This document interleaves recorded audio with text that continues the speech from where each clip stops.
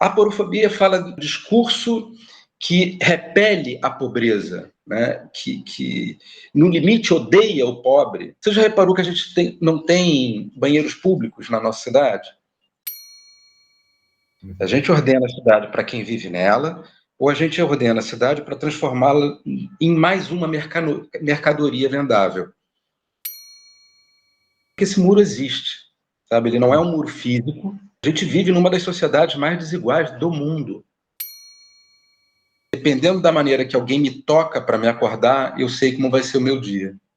Bem-vindo ao Encontro de Histórias. A gente está aqui hoje conversando com o professor Dário de Souza Silva, professor da UERJ, doutor, sociólogo, e que estuda esse tema da população em situação de rua há muitos anos. A gente vai conversar um pouquinho sobre isso. Então, muito obrigado, professor, por esse tempo. Agradeço o convite, Marcelo. Tenho sempre muito interesse, né, em estabelecer contatos para a gente conversar, para a gente debater, trocar experiência. É sempre muito valioso. Obrigado. Obrigado. Bom, professor, eu comecei a trabalhar com população em situação de rua há 25 anos. E comecei na igreja, depois eu entrei na prefeitura eu já estou aí há mais de 20 anos também já trabalhando nesse tema, praticamente esse tempo todo, eu sempre trabalhei com população em situação de rua. Mas quando eu comecei a trabalhar e me aproximar desse público, ainda na igreja, eu fiz uma pesquisa, um grupo lá, uma coisa pequena, aqui em Campo Grande, em que a gente entrevistou algumas pessoas em situação de rua, e depois dessa entrevista, dessa pesquisa, eu tabulei os dados e tudo, e eu encontrei seu texto, Feios, Sujos e Malvados, um relato também de uma pesquisa que você fez, se eu não me engano, em 99. E eu fiquei muito feliz de ler aquele texto, porque os resultados da sua pesquisa, eu vi que assim, os resultados que eu tive nas minhas entrevistas batiam muito com os mesmos resultados que você apresenta naquele texto. E eu estava fazendo uma coisa ali, de um grupo de jovens, de amigos e tudo, né? Não tinha uma instituição, eu não escrevi o resultado dessa pesquisa, foi só uma aproximação com o tema. E aí perceber que aqueles resultados batiam com uma pesquisa de maior peso, né, de um respaldo de uma universidade, tudo para mim foi bastante animador. Eu fui te procurar, inclusive, na UERJ, porque quis entender um pouco mais sobre esse tema. A gente conversou, você me recebeu lá, te agradeço muito por isso. E saí de lá muito animado para esse trabalho. Assim, foi realmente empolgante para mim e animador para a gente seguir em frente. Então, queria te agradecer também por isso. E te perguntar, assim, a partir dessa pesquisa, o título desse texto, né, que eu li era Feios, Sujos e Malvados. Você fala sobre o trabalho com a população de rua ali e um pouco do perfil desse público. Quem são os feios, sujos e malvados? Bom, primeiro situar um pouco o que eu tinha na cabeça, né, quando eu tentei sintetizar um pouco do que foi a pesquisa, para além da pergunta do perfil naquela época, né? Feios, Sujos e Malvados é a tradução do título de um filme italiano sobre um grupo de pessoas muito pobres em Roma, né, na capital, um filme da década de 70, do diretor Ettore Scola, né? E é um filme cômico-trágico, né, para mostrar o estilo de vida dessas pessoas e como eles são vistos, né? Então, a minha preocupação à época era, sim, dialogar com a curiosidade que frequentemente vem de alguns movimentos sociais de cunho religioso, da população em geral, da mídia, parte da academia também, né? E um pouco ironizando a imagem negativa que as pessoas em extrema pobreza têm, sabe? Então, por isso, Feios, Sujos e Malvados é uma ironia, né? É como devolver para o olhar preconceituoso uma resposta em forma de dados, em forma de informações, né? Então, na época, a gente está falando do final da década de 90, Marcelo, a gente tinha, no Rio de Janeiro, a pesquisa foi feita na região metropolitana do Rio de Janeiro, a gente tinha uma população com um perfil muito interessante em termos de comparação com outros estados, outras capitais e até com outros países, sabe? A gente tinha uma população em situação de rua que, por exemplo, tinha experiência laboral. Eram pessoas que tinham passado pelo mercado formal de trabalho, mais da metade tinham tido carteira assinada por algum tempo, né? Era uma população que, naquele momento, estava dentro do corte etário, né?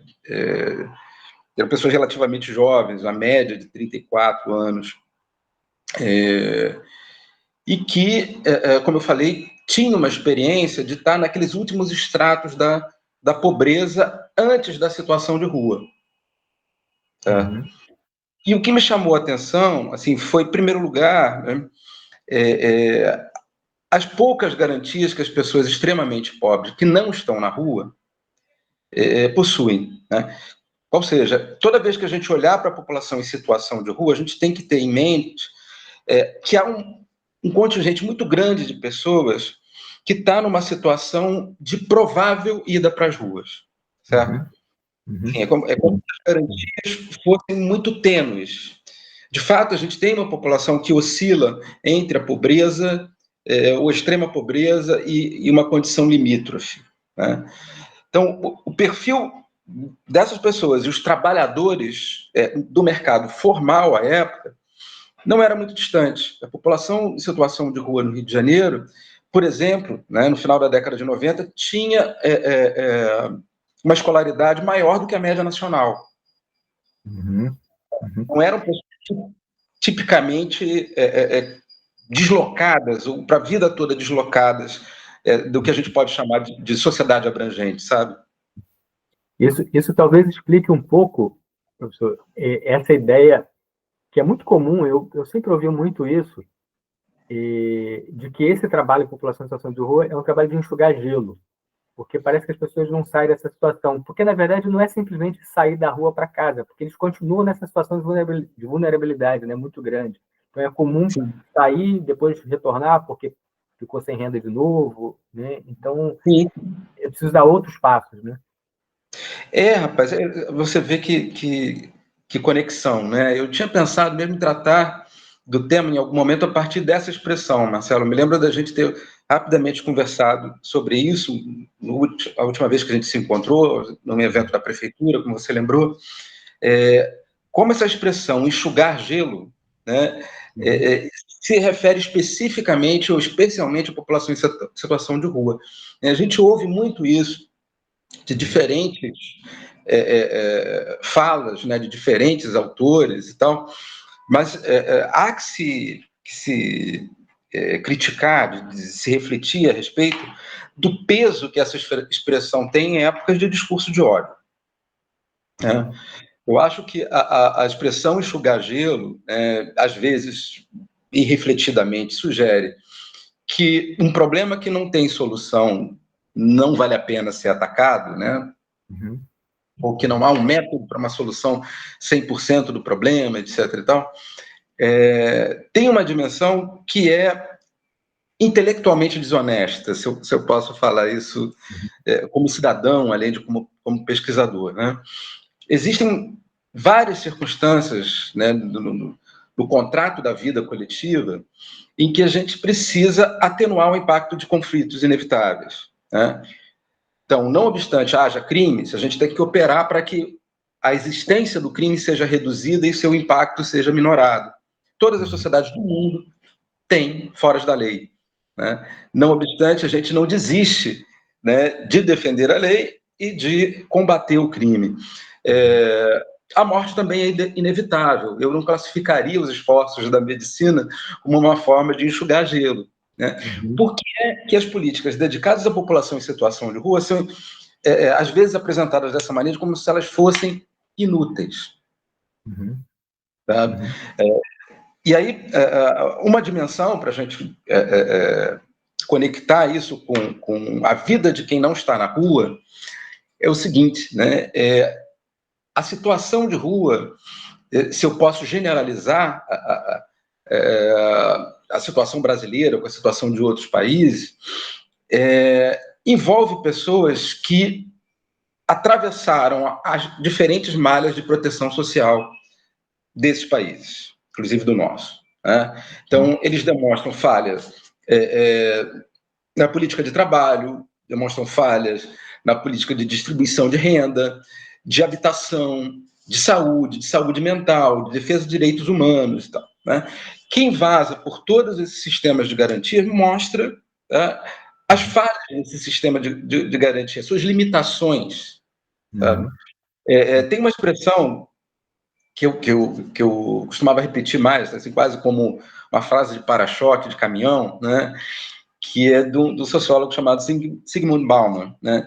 Ele diz o seguinte: se você quer entender uma sociedade, quer entender a capacidade que uma sociedade tem de manter-se coesa, você tem que olhar para o pilar mais fraco dessa sociedade. É como se, para medir a resistência de uma ponte, eu tenho que olhar para o pilar mais carente, mais fraco, né? Nele está impressa o conjunto, estão impressos um conjunto de fragilidades, de dificuldades de reprodução da vida social, de ligames de solidariedade, de viabilidades econômicas, etc. Sabe?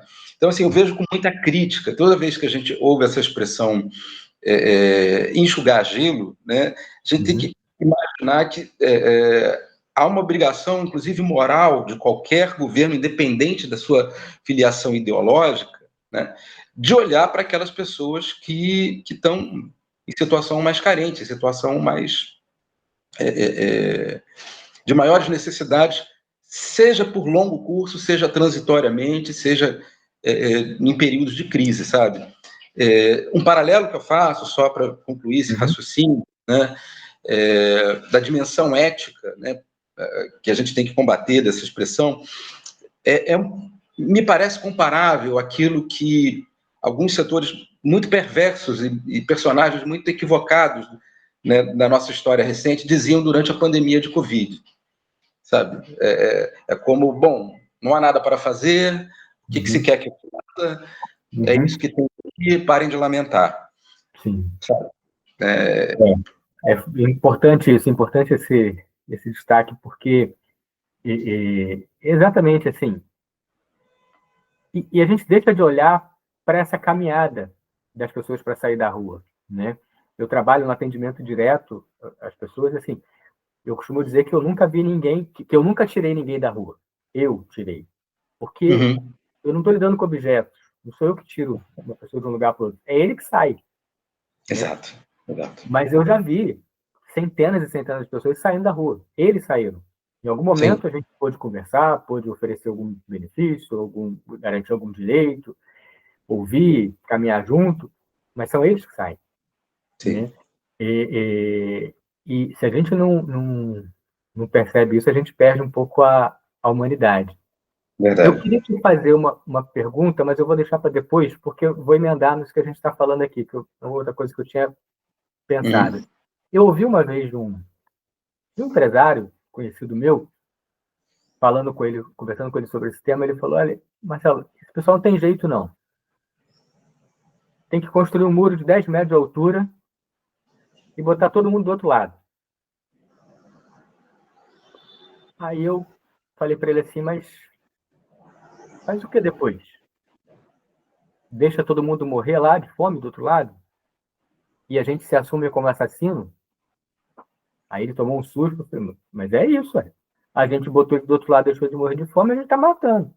Ou não, a gente vai jogar comida do outro lado do muro a vida inteira. E a gente vai ficar alimentando um monte de gente a vida inteira, porque eles estão presos lá, porque a gente não quer conviver com eles. E aí ele parou assim para pensar nessa situação. Porque é uma dimensão ética, né? Assim, quem somos nós? Como é que a gente se relaciona? Como é que a gente constrói a nossa sociedade, a nossa comunidade? Né? E E você debate um pouco sobre isso também, né? Eu comentei sobre o Feios, Sujos e Malvados, que foi lá há 20 e tantos anos atrás, quase 30 anos atrás, mas eu li recentemente, tem 2 anos, um texto seu com a Larissa Montel, né, doutoranda, uma amiga nossa também, e que vocês falam, né, você e a Larissa comentam sobre essa imagem, né, você mencionou aqui também, essa imagem que se tem dessa população, né, e que isso me parece fundamental até para se construir políticas públicas, né, se a gente não enxerga essas pessoas como seres humanos, né, é difícil. Eu costumo dizer que a sociedade olha para essas pessoas como vagabundos ou pobre coitado. Uhum. E aí, de um jeito ou de outro, eu tiro a autonomia dessa pessoa. Ou eu vou dar comida para ele o tempo todo, que é um pobre coitado, ele não pode viver sozinho, ou eu vou chutar ele, porque é um vagabundo. A gente não olha como a gente quer ser olhado também, com respeito. Então, eu acho que você traz essa discussão também nesse texto e humaniza essas pessoas já lá de décadas atrás, quando você apresenta um pouco esse perfil. Assim, essa imagem que te foi sugerida pelo seu amigo empresário, ela é muito forte, ela é muito poderosa, né? E o que eu imediatamente percebo é que esse muro existe, sabe? Ele não é um muro físico, né? Mas é importante que as pessoas que estão nos assistindo, assim, reflitam que a gente vive numa das sociedades mais desiguais do mundo, né? Não é só desigual de extremos, ela é desigual em pequenas frações, né? Em pequenos segmentos, em pequenas bolhas, né? Que não necessariamente convivem ou têm empatia com os seus vizinhos, né? Esse muro existe. Aqui no Rio de Janeiro, a gente tem uma cidade de um lado do túnel e tem uma cidade do outro lado do túnel, daquela cidade do cartão postal. Isso é histórico, né? Acho que todas as grandes capitais do Brasil, e mesmo fora daqui, a gente tem periferias em que a expectativa de vida, a qualidade, o acesso a trabalho, o acesso a recursos públicos, a lazer, são absolutamente desiguais, né? Esperar que as pessoas tenham o mesmo resultado com experiências de vida tão carentes e tão distantes, né? É um tipo de alienação, né? Ou um tipo de cinismo, né? Que, de certa medida, se volta contra a gente, né? Se volta contra a gente porque é como naturalizar um sistema reprodutor de desigualdade. Eu dizer, olha, a maneira como essa sociedade se organiza é essencialmente justa, certo? A vida degradada de populações periféricas e pessoas em situação de rua é uma experiência que se deve única e exclusivamente à responsabilidade de quem sofre essas consequências, né? Então, é um tipo de raciocínio que não fecha logicamente, né? No artigo que você citou, mais recente, com a Larissa, né, que assim, tem um prazer muito grande de conhecê-la, de conhecer o trabalho dela, né? E na pesquisa que eu estou nesse artigo, eu fui absolutamente coadjuvante, porque ela é uma pesquisadora, além de muito engajada, né, pessoalmente, eticamente, uma pessoa de uma imaginação vibrante, assim, muito interessante de trabalhar com ela. E era uma pesquisa que envolvia uma proposta de narrativa pessoal das pessoas em situação de rua. As pessoas em situação de rua se apresentando como se mandassem recados, fizeram cartas para a população do entorno, né? Essas cartas não tinham um endereço específico. Era como se elas estivessem do lado de lá do muro, mandando cartas para o seu amigo que propôs essa imagem, dizendo, olha, eu sei que você me vê de tal maneira, né? E eu quero esclarecer que não sou assim, sabe? Eu acho que essa comunicação esse desejo de comunicação por si é essencial, sabe? A oportunidade de mostrar-se humanamente, né? São pessoas que não precisam ser plenas de virtudes para serem reconhecidas nos seus direitos. São humanos, como todo mundo. Sabe? Tem virtudes, tem ambições, tem defeitos, tem vícios, tem vontades, como qualquer pessoa. Né? Então, é como se a gente tivesse, além do muro econômico, social, a gente tivesse também um muro cultural que diz que essas pessoas são cronicamente menos reflexivas do que quem está de um lado do muro. Sabe? Eu acho que essa é uma barreira que a gente precisa superar também, né, Marcelo? Assim, eu as vejo como agentes reflexivos, pessoas capazes de lidar com seus planos, com as suas experiências, que precisam de recursos para organizar reflexivamente as suas experiências, mas que têm vontade, que têm projetos. Eu não posso chegar, né, nessa população desse lado do mundo e dizer, olha, eu tenho aqui A, B e C projetos para você. Você tem poucos recursos, você tem que escolher entre esses aqui. Se você aqui, você se torna menos merecedor de inclusão. Isso é absolutamente cínico e absolutamente ineficaz. Sim, sim. Quebrar esse muro realmente é fundamental, ter esses encontros, né? Eu tive a oportunidade, a gente sempre trabalhei em grupo com essas pessoas, e esse tema do preconceito, da discriminação, é muito comum, está sempre sendo pautado por eles. E aí a gente discutiu sobre isso e pensamos, como é que a gente enfrenta o preconceito? O que é preconceito? Né? A imagem que o outro tem sem conhecer o outro. Né? Eles mesmos falaram isso. Né? É o que eles dizem de mim sem me conhecer. Tá. E então a gente tem que ser conhecido, a gente tem que se fazer conhecido para a gente tentar quebrar isso. Vamos pensar algumas alternativas. E aí começamos a visitar algumas instituições, chamar alguns grupos para estarem com a gente no grupo. Teve uma vez que a gente chamou a Guarda Municipal. E não tem nenhuma instituição com mais problemas com a população de rua do que a Guarda Municipal. Porque é quem está ali na lida no dia a dia, né? Tentando fazer o ordenamento da cidade, não deixa vender, trabalhar e tal. Então, é uma relação bastante conflituosa. A gente chamou um grupo, a gente fazia um encontro numa sala pequena. Uma sala pequena não era uma sala pequena, mas tinha uma porta que vinha de uma escada, era no segundo andar, então ali era a única saída. E a sala era no segundo andar, tinha só a janela, para puxar lá no chão. E eu estava lá com um grupo, e daqui a pouco chega o pessoal da guarda, chegam 5 guardas, todos eles fardados. Quando eles começam a entrar ali pela porta, teve um que quase pulou da janela, desesperado, que não queria, achou que ia ser preso, que ia ter uma invasão. Eu tive que dar um grito, falar para a pessoa se acalmar, que eu tinha convidado, a gente tinha combinado isso. E tudo bem, calmou, a gente sentou numa roda.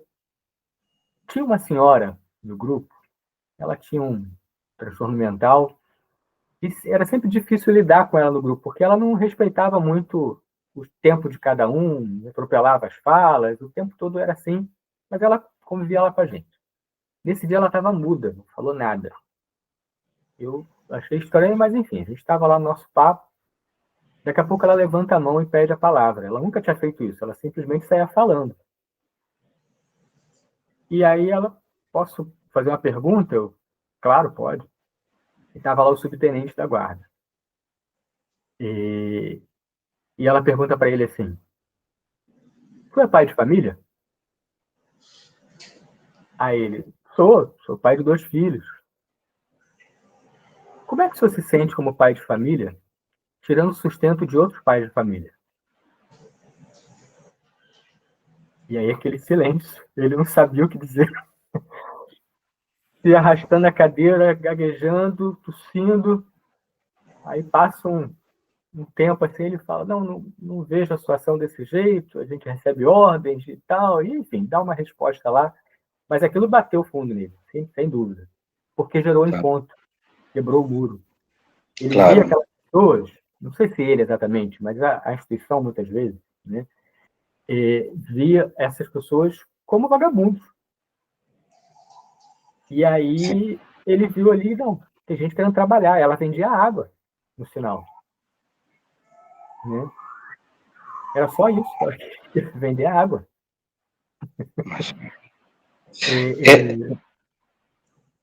Assim, o ordenamento urbano é muito importante em qualquer lugar do mundo, né? Mas a gente tem que ter em mente para que se ordena a cidade. A gente ordena a cidade para quem vive nela, ou a gente ordena a cidade para transformá-la em mais uma mercadoria vendável, sabe? Olha como esta é uma cidade em que os vendedores têm uniformes, são cadastrados, etc. e tal. Os que não são cadastrados não têm a permissão de ter o seu sustento. Eu não vou discutir aqui, né, as ordens que recebem as guardas municipais do Rio de Janeiro e de outras cidades, etc. O que eu quero discutir é como que, essencialmente, e por que essencialmente, quando se pensa em ordenar o espaço público, né, entenda-se que o espaço público é um espaço de todos, né, inclusive esses que estão sofrendo a ação de ordenamento, tá, isso precisa ser feito por uma instituição de perfil policial. Tá? Eu vejo, por exemplo, que muitas iniciativas solidárias, né, que matam a fome das pessoas na rua, que combatem o frio das pessoas no inverno, que tratam das doenças que as pessoas sofrem nas ruas, também ordenam esse espaço.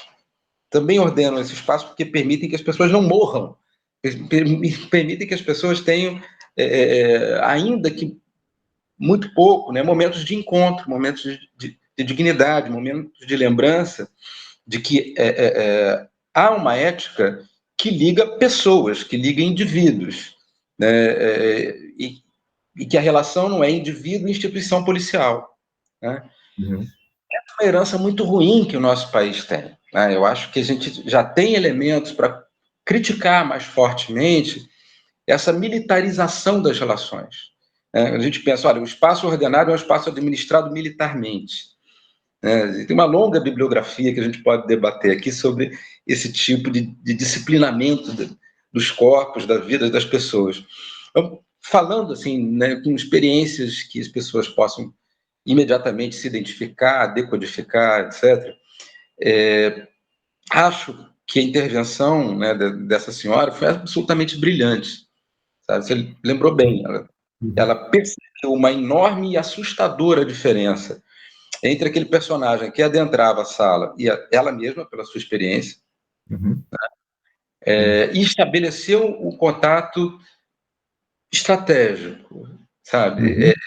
Específico, apelando para uma ética comum, né? Para uma atividade comum, como se ela dissesse, olha, eu sou trabalhadora como você é trabalhador. Tá? E a isso não é suficiente responder, ainda que defensivamente, eu recebo ordens, né? Porque isso é banalizar ordens injustas, né? Em algum momento, a sua ética como trabalhador, como pai de família, como cidadão brasileiro e tal, precisa dizer, olha, essa corporação tem que servir a alguma outra coisa, né? Como cidadão que seja, né? Eu já tive estudantes, membros da Guarda Municipal, que têm uma leitura muito crítica do que se pensa como ordenamento urbano, e que tem uma grande dificuldade pelo perfil que se imprime, né, a esse grupo, a essa corporação. Eu sei que há iniciativas muito interessantes e tudo, mas algo que atravessa diferentes prefeituras, diferentes gestões, né, o perfil militarizado da ideia de ordem. A gente precisa superar isso, né? Eu ouço há mais de 30 anos histórias muito semelhantes, como você deve ouvir também, né? Histórias semelhantes em que, olha, os meus pertences foram tomados como lixo e foram recolhidos pela Guarda Municipal. Entre os meus pertences estavam meus documentos. Quem não tem documento não tem visibilidade civil, não tem acesso a programas sociais, tem menos acesso a trabalho formal, né? Não é possível que o mesmo tipo de prática que se denuncia, né, esteja presente ao longo de 3 décadas. Portanto, não é uma crítica a quem hoje está na Guarda Municipal ou quem hoje está na Prefeitura. Tá? É um tipo de entendimento que permite que a militarização, sem a menor empatia, né, em que as ordens superam o vínculo ético que alguém pode ter, e que foi lembrado por essa senhora, né, sejam naturalizados. Sabe? Se a gente tem que ter uma guarda municipal, tem que ter um ordenamento urbano, ele tem que ser pensado de uma outra maneira. Em algum momento da nossa conversa, eu tinha anotado aqui, olha, falar da violência institucional. Não adianta a gente ter projetos chamados de acolhimento, né, se o profissional que vai atender, né, traz consigo os vícios da sua corporação, os vícios da sua classe, né, os vícios de um mau treinamento, né, enfim. Eu assisti uma palestra, agora recentemente, promovida pela Secretaria Estadual da Ciência Social, por uma profissional do Ministério do Desenvolvimento Social. Eu não vou lembrar o nome dela, depois os créditos eu dou, mas não lembro agora. Mas ela falando exatamente sobre o desafio. Ela falava sobre o serviço de abordagem social. Estava falando para todas as prefeituras do estado do Rio. O desafio atual de que, assim, o serviço de abordagem da Secretaria de Assistência Social precisa se desvincular desses outros órgãos policiais, né? Não faz nenhum sentido você fazer uma abordagem de proteção que reforce vínculos com alguém que está lá pegando seus pertences porque considera aquilo lixo, né? Não é possível um trabalho em conjunto nesse aspecto. Deixa eu voltar lá para o início. Eu vi no seu currículo que em 91 você já escrevia sobre a população em situação de rua. 91, já tem 30 e tantos anos, sobre crianças e adolescentes e tudo. Como é que você se aproxima desse tema? Assim, por que estudar isso? O que te atraiu para essa questão? Olha, Marcelo, eu comecei... primeiro, o meu vínculo não era um vínculo de estudioso ainda, né? Na juventude, eu comecei a ter contato com esse tema, com essas pessoas, como voluntário, né? Eu fui voluntário numa organização não governamental chamada Centro Brasileiro de Defesa dos Direitos da Criança e do Adolescente, né? O foco dessa organização eram adolescentes em situação de rua e a divulgação de informações para proteção contra DST, doenças sexualmente transmissíveis, infecções, AIDS, né? Numa época em que, enfim, esse problema tinha uma dimensão pandêmica, né, muito, muito importante, né? Então, como voluntário, eu tive a oportunidade de olhar para diferentes camadas do que se chama de exclusão social, né? A exclusão econômica, né? A exclusão que sofre a juventude periférica, violência, violência de gênero, né? Então, tudo isso sobreposto, né, naqueles que eu atendia, muitos jovens, crianças, em grande número, né? E isso é importante que se diga, a gente, proporcionalmente, se a gente for comparar nesse arco temporal, a gente pode perceber os efeitos dos programas sociais de nível nacional na redução da população adolescente e infantil vivendo nas ruas. Isso é sensível, né? Assim, na década de 80, início dos anos 90, tinha muito mais gente, jovem, muito jovem em situação de rua. Então, esse foi o meu primeiro contato, né? À medida que eu fui me formando, né, me desenvolvendo academicamente, eu voltei meu interesse, né, para metodologia de análise e interpretação da estratificação social, quer dizer, das diferentes formas de desigualdade, né, e da pobreza urbana, né, da pobreza como ela se manifesta nas cidades, né? E me chamou a atenção a estratificação dentro da pobreza, as desigualdades dentro da pobreza, né? A gente vive num país tão desigual que a gente tem que ficar atento para as microcamadas de desigualdade. Então, pobre não é tudo igual, né? Os extremamente pobres são ainda mais desiguais.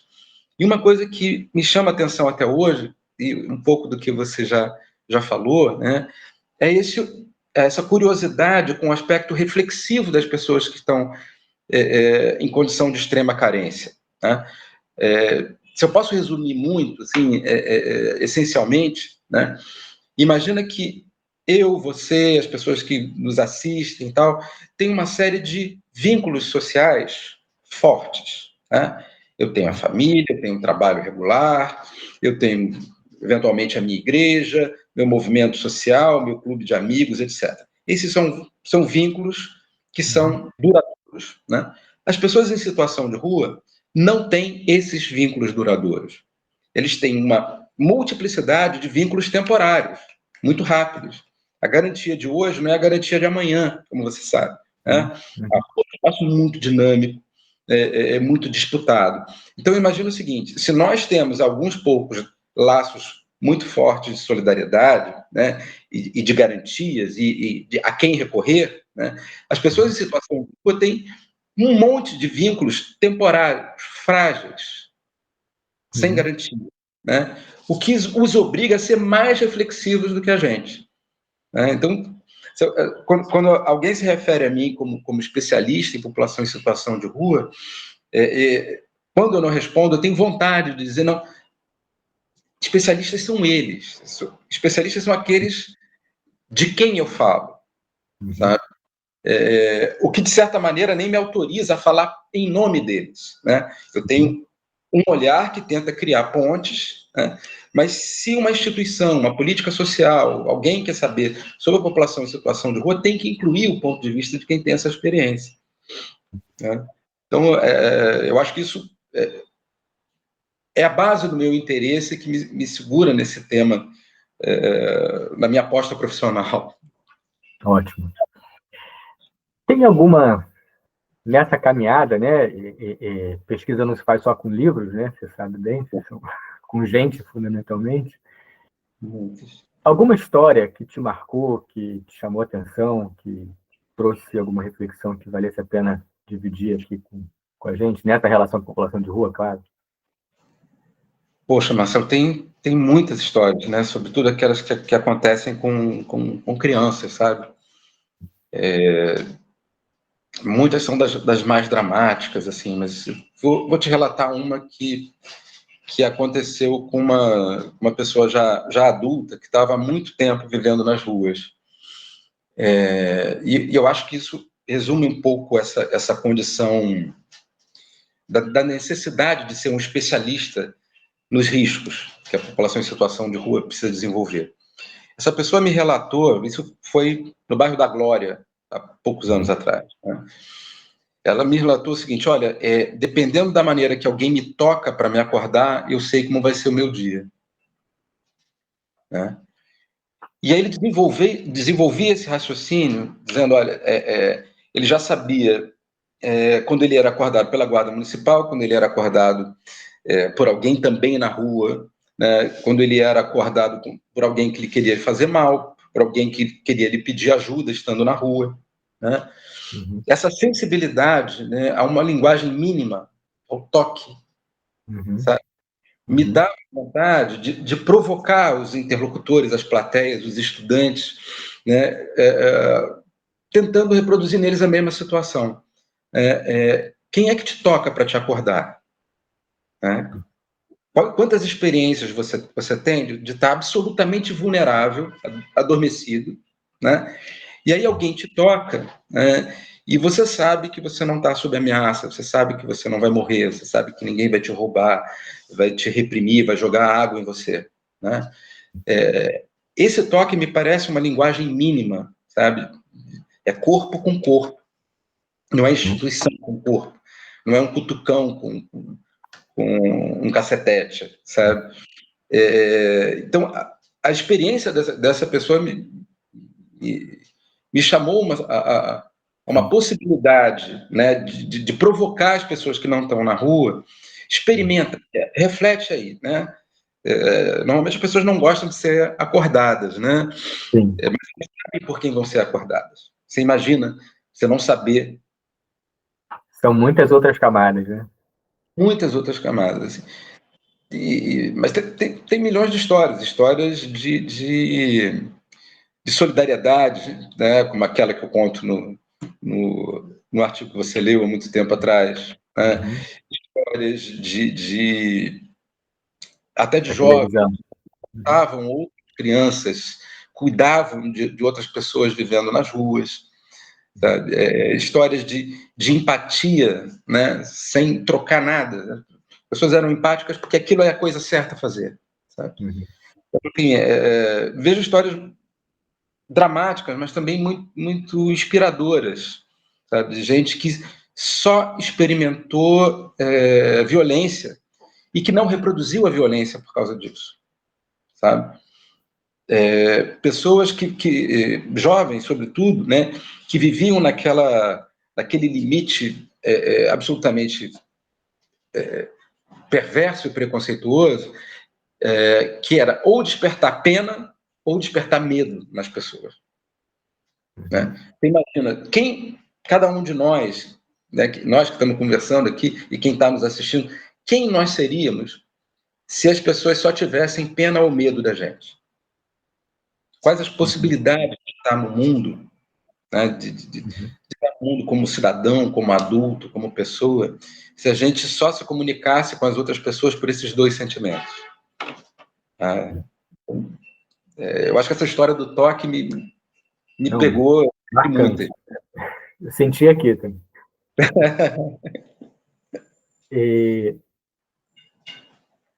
Na conversa que eu tive com o Anderson Miranda, do Ministério de Direitos Humanos, no último encontro de histórias, uma pessoa que teve uma experiência, uma trajetória de vivência na rua, e ele comenta na entrevista sobre a relação da população em situação de rua com a universidade. Sim. E ele fala como é que isso mudou, porque há muito tempo atrás ele se sentia como um objeto de estudo. E hoje, você falou isso aqui agora, me chamam para dar aula, para falar, né? Para me ouvir. Né? Como é que... Quer dizer, a universidade é muita coisa, né? Mas como é que... fala um pouquinho dessa relação da universidade com esse público, com a população em situação de rua, como é que contribui para encontrar soluções, né? Enfim, como é que pode, inclusive, ajudar o poder público, né, a buscar caminhos aí para enfrentar essa questão, né, para lidar com essa questão. Sim, assim, eu acho que um ponto de vista institucional privilegiado para me debruçar sobre o tema, para discutir com os meus estudantes, com os meus colegas. Eu sou professor da UERJ. E a UERJ, tipicamente, recruta os seus estudantes em camadas populares, sabe? E a gente, há muito tempo, né, mesmo antes da UERJ ser pioneira nas cotas raciais, a gente tem a oportunidade de ouvir da experiência dos nossos estudantes, jovens, e às vezes não tão jovens, coisas que confrontam a teoria.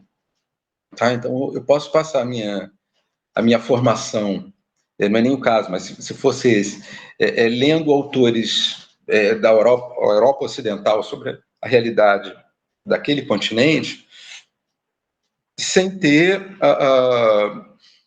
uma contribuição dialética de pessoas que vivem em outra situação. Né?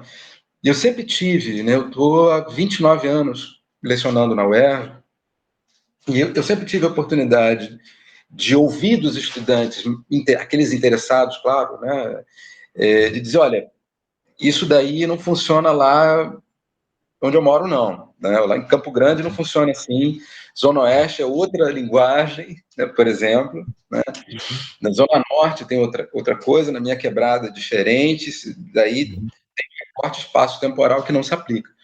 E isso é muitíssimo interessante, porque uma das coisas que caracteriza a universidade é que, isso vai parecer contraditório para muita gente, né? É que a gente produz um conhecimento que é transitório, é feito para ser superado, sabe?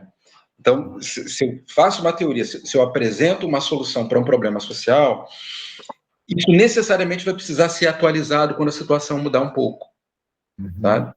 O perfil dos nossos estudantes ajuda imensamente a gente perceber o que falta para essa superação da validade das nossas conclusões, das nossas teorias, etc. Ontem mesmo eu estava falando de um texto clássico do século passado sobre a ciência como vocação. E tem um ponto no texto que é muito atual, que diz o seguinte, olha, a ciência e o papel do professor envolve necessariamente apresentar questões incômodas, sabe? Então, assim, o que a universidade faz? A universidade não é só para formar engenheiros, médicos, sociólogos, assistentes sociais, é para pensar as questões incômodas. Uhum. É pensar aquilo em que as pessoas em geral, ou as pessoas em posições políticas de poder e tal, não veem como prioridade. Então, a gente precisa criar essa prioridade, precisa dar visibilidade a isso, né? Isso que te foi relatado, assim, né, do tema ser discutido a ponto de sair daquelas manchetes recorrentes na imprensa, né, para ser discutido dentro da universidade, para ser levado à Secretaria Nacional de Direitos Humanos, para criar uma legislação específica e até uma nomenclatura, como situação de rua, por exemplo, né, para criar perspectivas de planos nacionais, né, como existe aquele envolvendo agora 11 ministérios, tudo. Isso daí está dizendo o seguinte, olha, temos a obrigação política de lidar com esse problema. Esta sociedade precisa prestar contas sobre esse problema. E a universidade faz o seu papel nesse sentido de tratar das questões incômodas, sabe? A gente tem, mais contemporaneamente ainda, uma oportunidade muito importante, que é a curricularização da extensão. O que significa isso, né? A universidade, além de formar a partir de disciplinas teóricas, né, e mesmo disciplinas práticas, precisa formar os seus estudantes fazendo vínculos com quem está fora da universidade. Tá? Isso não se confunde só com assistência. Tá? Não, vou montar um posto de atendimento ali, não. Dirigir a formação, por exemplo, do antropólogo, do sociólogo, do cientista político, do metodólogo, de meios, de tecnologias que permitam dar visibilidade a questões como por onde circula a população em situação de rua, em função de quê no espaço da cidade. Por que as pessoas escolhem dormir em determinado lugar e obter seus meios de ganho de vida em outro lugar? Quais são as condições na rua que as mantêm na rua? Uhum. Quais são os vínculos que as pessoas em situação de rua têm com o mercado formal de trabalho? Vou dar um exemplo, que é um exemplo que está na minha tese. O Brasil, há muito tempo, é o segundo país do mundo que mais recicla alumínio, latinhas de alumínio. Quem faz esse trabalho é a população em situação de rua. Uhum. Embora esse trabalho não seja reconhecido como tal, do ponto de vista de direitos e garantias, nem o reciclador ser entendido tipicamente como um trabalhador, as empresas que compram esse material reciclado têm no seu planejamento a margem de ganho que eles têm pela reciclagem. Certo? Uhum. Então, assim, grandes corporações colocam no seu planejamento a ação efetiva de agentes econômicos, que são os recicladores. Por que as nossas políticas e por que o nosso muro simbólico não vê os recicladores como agentes econômicos? Entende? Uhum. Essas perspectivas precisam estar na formação dos estudantes de economia, de administração, de políticas públicas, de sociologia urbana, de geografia, de pedagogia. Então, assim, a universidade ela tem oportunidades, né, e deveres. Né? Eu acho mais do que oportunidades. Até a gente tem um dever, né, de tratar das questões incômodas. É isso que a gente precisa fazer. E, para terminar, uns anos atrás, um episódio, você deve lembrar, foi noticiado fartamente, uma pessoa em situação de rua, com transtorno psiquiátrico, teve um surto e agrediu uma pessoa que estava num carro, parece que funcionário, inclusive, da Rede Globo, fatiou essa pessoa e matou essa pessoa. Sim. E aí foi uma comoção, notícia o tempo inteiro em todos os jornais e tudo. E aí, tanto o prefeito do Rio à época, quanto o governador, no mesmo dia ou no dia seguinte, no máximo, anunciaram que iam voltar o recolhimento compulsório, ia tirar todo mundo da rua e tal. Isso aconteceu no Leblon, zona sul do Rio, um lugar que à época não tinha consultório na rua, não tinha os serviços necessários para atender aquela pessoa. Mas eles não resolveram, vamos criar o serviço. Não, vamos tirar o pessoal da rua de qualquer jeito. E nessa época, o Conselho Regional de Serviço Social chama um debate sobre esse tema, né? E eu fui convidado para ser uma das pessoas que falou lá nesse debate. E aí falei sobre como é que a gente entendia que devia ser o trabalho, como é que deveria ser o trabalho de abordagem, tudo, enfim. O auditório estava cheio. No final, uma advogada da Associação de Moradores de Ipanema, ela pede a palavra e fala: Marcelo, entendi, concordo que a gente tem que ser solidário, que a gente não pode sair puxando ninguém pelo braço e levar de qualquer jeito, mas as pessoas continuam nas calçadas. Como é que faz? Aí eu pensei, eu falei, eu achei que eu tinha falado isso essa meia hora atrás. Eu achei que era sobre isso que eu estava falando essa meia hora atrás toda. Então, é uma pergunta retórica, você já falou esses últimos 40 minutos, eu acho que a gente conversou aqui sobre isso, mas assim, eu vou repetir essa pergunta dela. O que faz? O que a universidade pode dizer para as prefeituras para fazer? Né? Porque, na verdade, não se trata... Ninguém mora na rua porque gosta, né? Se alguém quer sair da rua, é a pessoa que está morando na rua, que não quer receber esse toque lá de manhã, sem saber de quem vai vir. Né?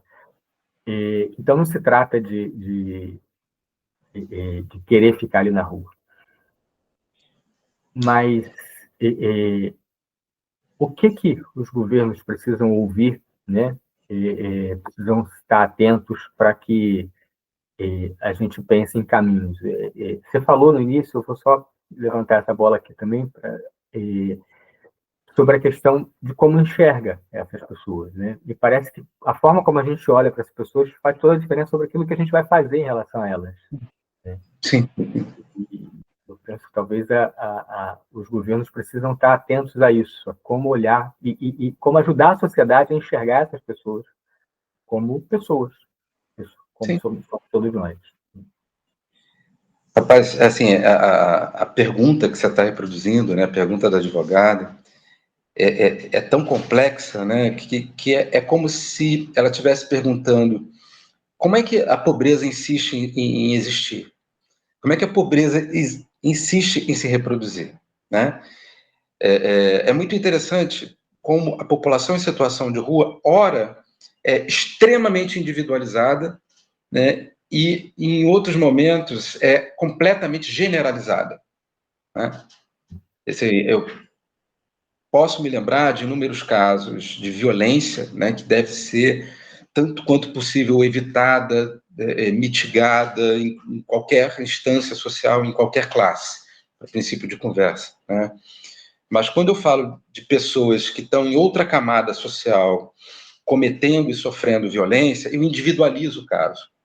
Eu quero que a justiça venha, né, e aí eu tenho o perfil da pessoa, ela terá a chance de dizer as suas motivações, que eu posso concordar ou discordar, mas eu individualizo o caso. Né? Se a gente perguntar hoje qual foi o nome da vítima ou do agressor, né, as pessoas não vão lembrar do nome do agressor. Porque socialmente ele não tem cara, ele não tem rosto, não tem CPF. Né? Ele tem uma experiência que, porque se divide, porque se compara a experiência de outras tantas pessoas em situação de rua, se generaliza. Então, porque uma pessoa em situação de rua foi capaz de exercer violência, todas as pessoas em situação de rua ou vivendo nas calçadas precisam ser recolhidas, independente das suas necessidades, das suas condições, das suas disponibilidades para as escolhas, né, que elas têm. As pessoas precisam ter escolha, né, Marcelo? Todo mundo precisa ter escolha. Nós precisamos ter escolha. Nós precisamos dar visibilidade para as escolhas das pessoas. Por que a pobreza se reproduz na nossa sociedade? É uma questão que a gente pode apontar para diferentes atores, não só para a prefeitura, né? Mas que a prefeitura tem que ter em mente qual é o papel que ela tem para além da assistência. Voltando ao tema do ordenamento urbano. A gente ordena uma cidade para quem vive nela. Uma cidade é uma mercadoria para ser vendida para empresas que queiram se colocar aqui, ou ela é o ambiente, o habitat de pessoas que precisam conviver entre si, precisam trocar entre si. Então, em primeiro lugar, né, como é que se dá uma resposta a isso? Né? Também um pouco do que a gente já falou. Né? Eu fico muito feliz de poder ser consultado para uma política de intervenção no espaço urbano da minha cidade, mas não há política eficaz que não leve em consideração quem teve experiência de rua. É preciso, né, que a gente tenha pessoas que sabem o que pode dar errado na política que eu propuser, que você propuser. Sabe? Que outros especialistas pensem. Né? Por mais elementos que a gente tenha, né, a experiência daquele que eu citei agora há pouco, né, da maneira como ele é acordado com violência, precisa estar inserida na política, precisa ser lida dentro da política. Ele vai dizer se ela emplaca, ele vai superar o meu conhecimento teórico. Sabe? Então, necessariamente, a gente tem que incluir as pessoas que têm experiência na rua, né, essas pessoas que saíram, que tiveram oportunidade de escolha. Você pode até, né, alguém vai nos dizer, mas eu conversei com uma pessoa em situação de rua, ela disse que prefere ficar. Quais são as escolhas que ela consegue ver? Sabe? Quais são as escolhas de curto prazo que vão garantir, né, que ela possa sair? Se ela tiver escolhas, as pessoas não são estúpidas. As pessoas vão escolher o que é certo, é o que nós fazemos. Não se opera por uma lógica muito diferente. Né? E a gente tem muito mais escolha, quanto mais possibilidade de troca social a gente tem. Sabe? Para complementar essa minha resposta, eu queria dar uma sugestão de um livro que é muito interessante, um livro recente, que se chama Aporofobia, né, que é de uma filósofa, uma estudiosa de ética, né, espanhola, chamada Adela Cortina. Né? A aporofobia fala exatamente disso, né, do discurso que repele a pobreza, né, que no limite odeia o pobre, né, porque não vê possibilidade de troca social. Né? Essas pessoas não têm com que contribuir na minha vida, então elas não merecem viver no limite. Sabe? E esse é um livro importantíssimo, que ele, além de cunhar esse conceito de aporofobia, né, de aversão ao pobre, né, não necessariamente à pobreza, mas ao pobre, né, o indivíduo, né, o contingente, né, ela vai falar das possibilidades de inclusão, das possibilidades de formas de priorizar políticas que não vão atender apenas a população em situação de rua. Você quer ver uma coisa, rapaz, que, claro, não vai tirar as pessoas da calçada, né, mas vai humanizar as relações na nossa metrópole. Né?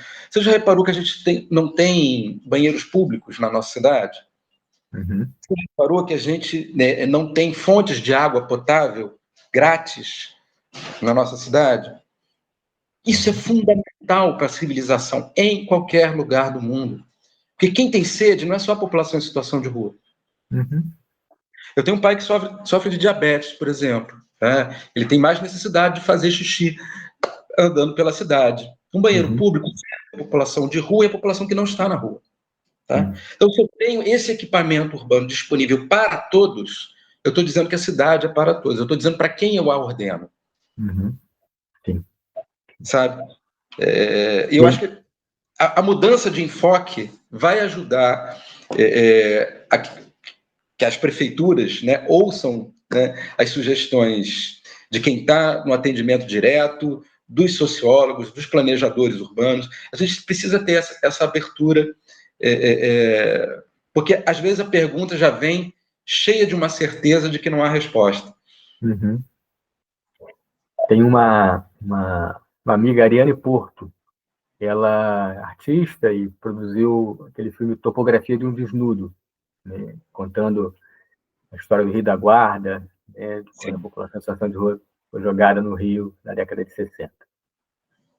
E ela me sugeriu uma vez um projeto, e por que a gente não coloca nas praças feiras para que as pessoas em situação de rua possam oferecer seu serviço, estabelecer uma outra relação com quem está ali, Sim. né? E é isso que você disse, né? A cidade de todos, né? Então, a gente precisa encontrar caminhos que são muitas vezes simples, quebram muros, que geram encontros, né? E que a gente troca histórias e cresça. Isso vai ser importante para todo mundo. Obrigado, professor. Obrigado pelo tempo e pela aula que deu para a gente aqui. Rapaz, obrigado pela conversa, pelo convite. Eu não senti o tempo passar, que a gente tenha outras chances de trocar, né, e de conversar. Né? Se você puder trazer comentários, retornos, questões, dúvidas do seu público, eu vou ter prazer de responder. Obrigado pelo convite mais uma vez. Obrigado. Forte abraço. Um abração.